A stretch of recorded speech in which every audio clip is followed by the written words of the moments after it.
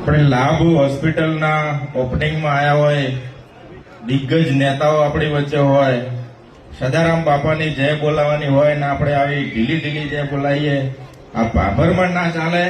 એટલે એકવાર જોરથી બાપાની જય બોલાવીએ. બોલો સદારામ બાપાની.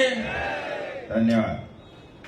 આપણી ભાભર મુકામે આ લાભ મલ્ટી હોસ્પિટલના શુભ ઉદ્ઘાટનની અંદર આપણી વચ્ચે ઉપસ્થિત બળદેવગીરી બાપુ, શ્યામ સુંદરદાસ બાપુ, આપણા સાંસદ જ્ઞાનીબેન, ધારાસભ્ય કેસાજી, ધારાસભ્ય સૌરભજી, મંચ પર બિરાજમાન સર્વે વડીલો, આગેવાનો અને આ ઉદ્ઘાટનની અંદર આશીર્વાદ આપવા આવેલા આપ સૌ ભાઈઓ અને બહેનો, આપ સૌને મારા નમસ્કાર.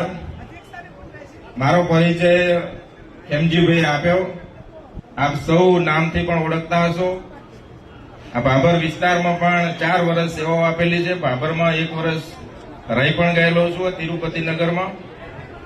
મને હોસ્પિટલ વિશે 2 શબ્દો કહેવાનું જયારે કહ્યું છે ત્યારે આમ તો ભાષણ કરવા માટે તો મારે આ સ્ટેજો બહાર ન પડે, એટલે ભાષણ તો નહીં થાય.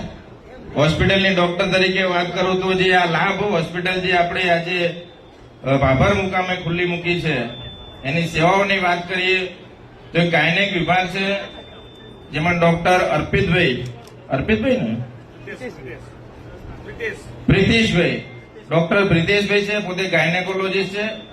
સાથે સાથે ગાયનેક વિભાગની સાથે આઈસીયુ વિભાગ પણ છે, જેની અંદર આપણા ડોક્ટર અલ્પેશભાઈ, રઘુભાઈ, પુજારા સાહેબ અને હું પોતે આ 4 ડોક્ટરો થકી આ હોસ્પિટલની અંદર સેવાઓ આપવાના છીએ. આઈસીયુ અને ગાયનેક આ 2 વિભાગની અંદર આ હોસ્પિટલમાં સેવાઓ મળી રહેશે. ગાયનેકની વાત કરીએ તો તમામ પ્રકારની પ્રસૂતિ, કે નોર્મલ ડિલિવરી છે, સિઝેરિયન ડિલિવરી છે, ગર્ભાશયની કોથળીના ઓપરેશનો છે, અને સાથે સાથે આ કોમ્બિનેશન એવું છે કે ભાઈ ગાયનેકમાં કોઈ જોખમી પ્રસૂતિ હોય કે જેને ખેંચ આવતી હોય, લોહીના ટકા ઓછા હોય, હૃદયની તકલીફ હોય, ડિલિવરી પછી નાની મોટી ખૂન પડી જવાની આ તકલીફ હોય અને આઈસીયુની સુવિધાઓની જરૂર પડે તો આ હોસ્પિટલની બહાર નીકળવાની જરૂર નથી. એટલે કોઈ પણ જોખમી પ્રકારની તમામ ડિલિવરી પછી નાના મોટા જે કોમ્પ્લિકેશન થાય એની પણ સારવાર આઈસીયુ આની સાથે અટચ હોવાથી એની પણ સારવાર મળી રહેશે. સાથે સાથે આઈસીયુના ડોક્ટર કે જે જનરલ નાની મોટી બીમારી, તાવ છે, શરદી ખાંસી છે, ટાઇફોઇડ છે, આવી નાની બીમારીની તો સારવાર કરશે જ, પણ સાથે આઈસીયુની અંદર જે 2 પેશન્ટો ખૂબ ગંભીર હોય કે જેમને ઓક્સિજનની જરૂર હોય, બીપીનું સતત મોનિટરિંગ કર્યા કરવાનું હોય, દવા પીધેલા કેસો છે, એટેક વાળા કેસો છે, ગળે ફાંસે ગાધેલા કેસો છે, જે ભારે કેસો છે કે જ્યાં નાના ડોક્ટરો હાથ અદ્ધર કરી દે ભાઈ હવે અમારું કામ નથી, તમે આઈસીયુમાં લઈ જાઓ, એ સુવિધા પણ આ હોસ્પિટલની અંદર મળવાની છે. અમે જયારે રાધનપુરમાં હોસ્પિટલ બનાવી, ઈશ્વરભાઈએ જ મને સજેશન આપ્યું હતું. હું 1 વર્ષ અહીંયા તિરુપતિ નગરમાં રહેતો ત્યારે કે રાધનપુરની અંદર ડોક્ટર સાહેબ મોટી હોસ્પિટલ બનાવો અને જીજી નામની હોસ્પિટલ બનાવો. જીજી એટલે ગોવિંદભાઈ ગેમરભાઈ ઠાકોર, એટલે જીજી હોસ્પિટલ નામની બનાવો. એટલે મને પણ એક મોટી હોસ્પિટલ બનાવવાનું સપનું આ ઈશ્વરભાઈએ જ બતાડ્યું હતું અને એના થકી પછી ઈચ્છા થઈ કે ના આપણે મોટી હોસ્પિટલ બનાવી છે, પણ જીજીની જગ્યાએ પછી આપણે રાધનપુરમાં સદારામ હોસ્પિટલ નામ રાખ્યું. સદારામ હોસ્પિટલ એટલા માટે રાખ્યું કે બાપાનું નામ અહીંયા લોકોના મુખે અવારનવાર બાપાનું નામ લેવાતું રહે. બાપા એટલે આપણે સૌ જાણીએ છીએ સંત ભગવાન આપણા સદારામ બાપો, અને સદારામ બાપાનું નામ દરેકના મુખે ચાલ્યું રહે એ રીતે આપણે સદારામ હોસ્પિટલ નામ રાખ્યું.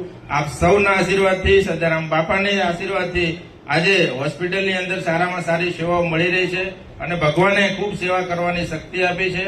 એક પણ પૈસો વધારે કમાવાની લાભ લાલચા વગર એક સેવાના ભાવથી રાધનપુરની અંદર સદારામ હોસ્પિટલ ચલાવી રહ્યા છે. એ જ ભાવથી ને એ જ સેવાથી મેં પણ ઈશ્વરભાઈને કીધેલું કે હવે તમે પણ તમારા બંને છોકરાઓ ડોક્ટર થઈ ગયા છે તો મોટી સારી હોસ્પિટલ ભાભરમાં બનાવો. એટલે પણ સદારામ બાપાના આશીર્વાદથી આજે ઈશ્વરભાઈનું ને એમના છોકરાઓનું પણ સપનું પાર પડ્યું છે. એમને પણ સદારામ બાપો ખૂબ સારું કામ કરવાની શક્તિ આપે. હોસ્પિટલની સેવાઓ એટલે એક પૈસા કમાવાના ભાવથી તમે જો દવાખાનું ચલાવો તો કુદરત રાજી નથી રહેતો હતો. એટલે પૈસા ભેગા કરવા કમાવાના એનો ભાવ રાખ્યા સિવાય દવાખાનું એટલે સેવાની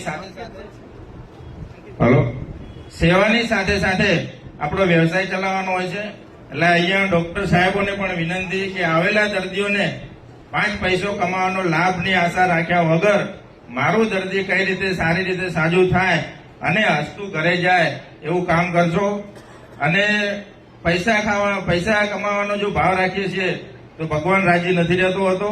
એટલે આપ સૌને આ લાભ હોસ્પિટલની અંદર લાભ લેવા માટે વિનંતી કરું છું.